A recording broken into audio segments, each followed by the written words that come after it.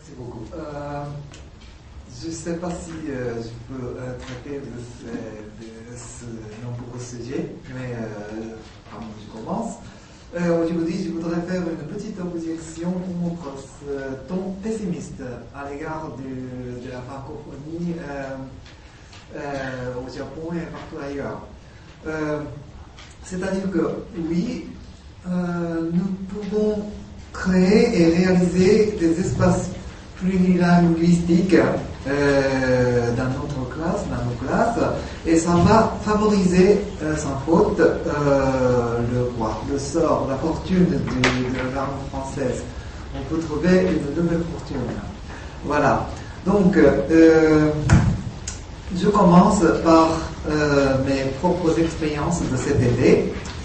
C'est-à-dire, en septembre dernier, j'étais au Cambodge et j'étais avec mes étudiants de l'université de Kanazawa qui étaient des internes qui travaillent en quelque sorte au sein de l'APSARA, c'est-à-dire l'autorité l'autorité pour la protection des sites et l'aménagement de la région d'Angkor.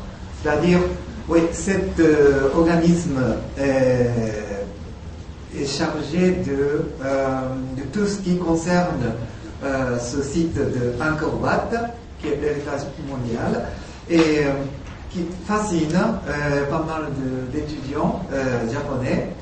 Et ils viennent au Cambodge et ils sont reçus au sein de l'APSARA, et ce qu'ils rencontrent, c'est le plurilinguisme, c'est-à-dire, oui, ils parlent, le personnel de l'APSARA, il parle bien sûr khmer, cambodgien, et anglais, bien sûr, mais quelques personnels et des cadres de l'APSARA, ils parlent bien français.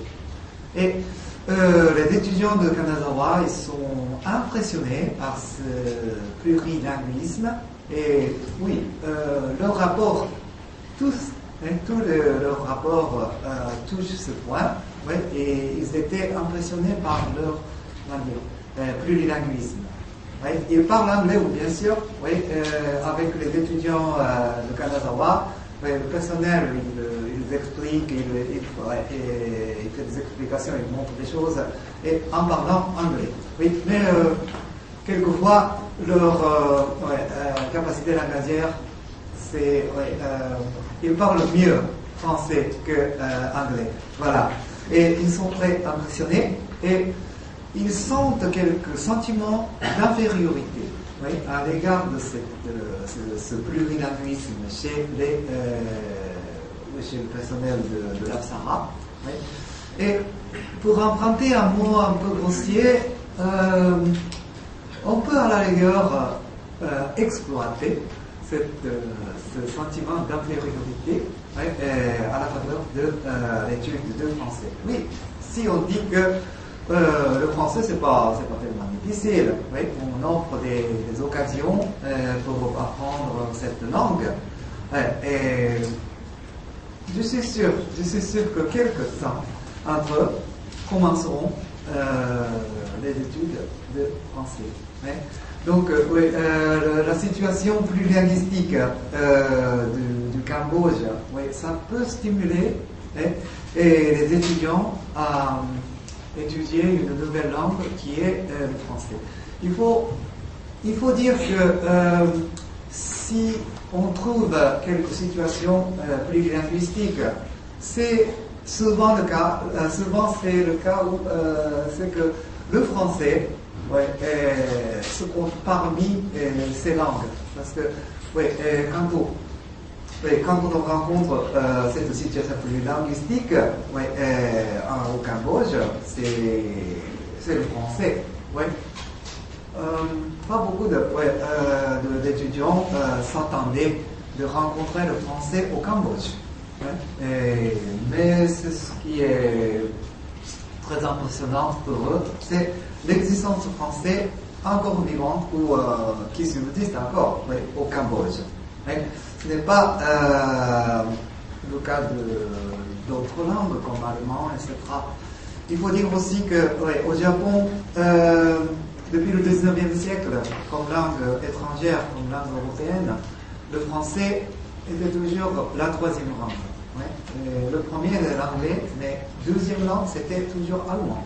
Ça c'est, il faut compter ce fait et il faut bien réfléchir sur ce que ça signifie. Voilà. Ok. Et on passe à un autre pays qui est mon pays favori, c'est Algérie. Oui, en Algérie, il n'y a pas un Korat, c'est-à-dire il n'y a pas de monument historique qui fascine les étudiants japonais, mais quand même il y a des cultures, surtout musicales, et en particulier le raï ou le shabi, etc., et, qui est très très très bien. Si on écoute une fois ou deux, trois, et les étudiants japonais, ils aimeront. Et si je présente d'une façon appropriée, et ils aimeront la musique algérienne. Et c'est sûr, parce que c'est 10 ans du poids. Pendant 10 ans, j'ai une classe consacrée à la musique raï, sans utilisant la langue française. Mais quelquefois, oui, le français, ça se voit dans la vidéo, dans les archives, sur papier, etc. Donc, la culture algérienne, même si c'est un pays arabophone, et pays plus linguistique que le Japon, c'est le français qui est la porte d'entrée à la culture algérienne. Il faut compter. En Algérie, c'est d'abord la langue arabe, mais arabe parlée de l'Algérie. Ça s'appelle Dalija. Et l'arabe littéral, c'est une langue enseignée à l'école. Le français, ça vient après. Ou le kabyle, langue berbère et toutes ces langues qui forment en tout un très intéressant espace plurilinguistique. Mais c'est toujours le français qui est le plus important. Et peut-être quand l'accès pour nous à la langue arabe ou kabyle sont très très limités, et c'est le français qui est la porte d'entrée. Voilà. Donc, si on prépare aux étudiants japonais ou de Kanazawa une occasion, un espace bien aménagé pour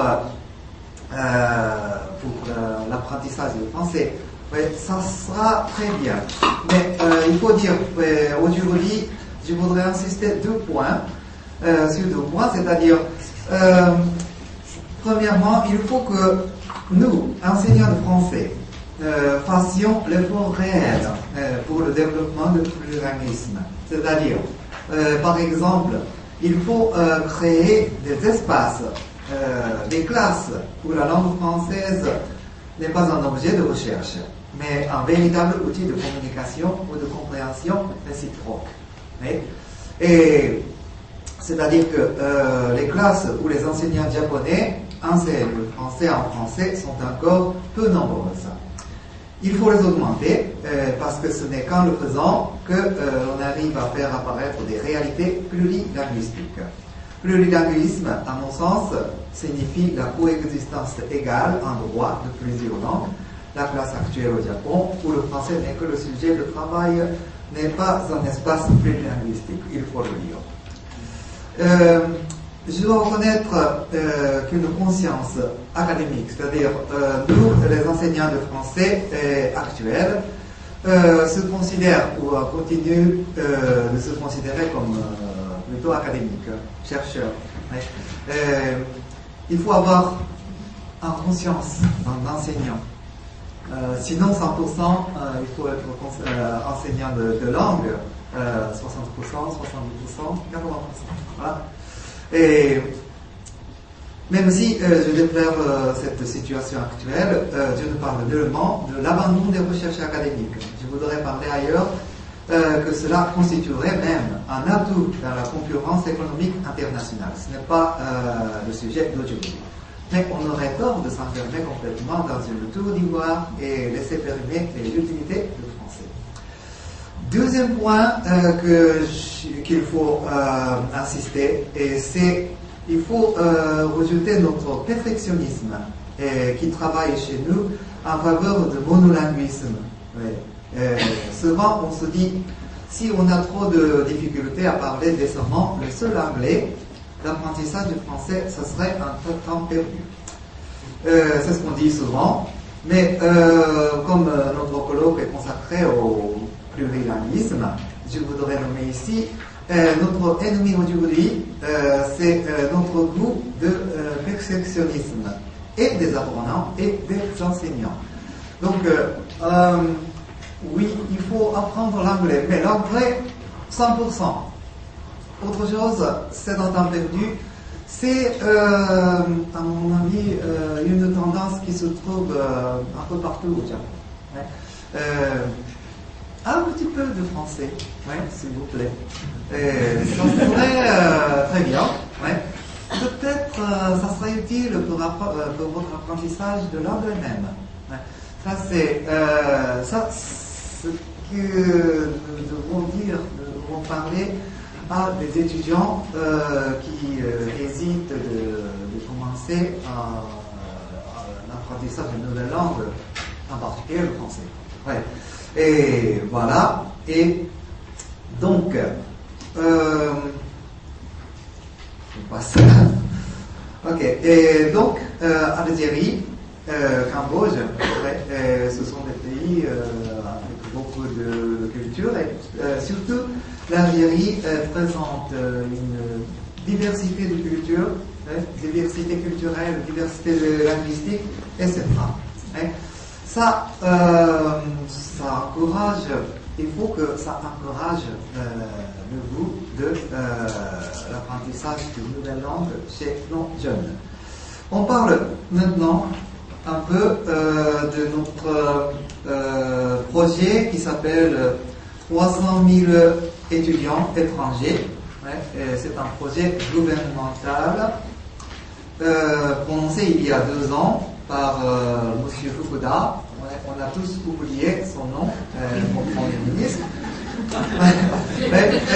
C'est qu'il y a 2 ans. C'était en quelque sorte un changement de cap de notre politique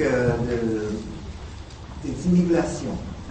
C'est-à-dire que, oui, aujourd'hui, on encourage de recevoir des étudiants, mais des étudiants brillants, Yushuna Gakusei. Voilà. C'est ce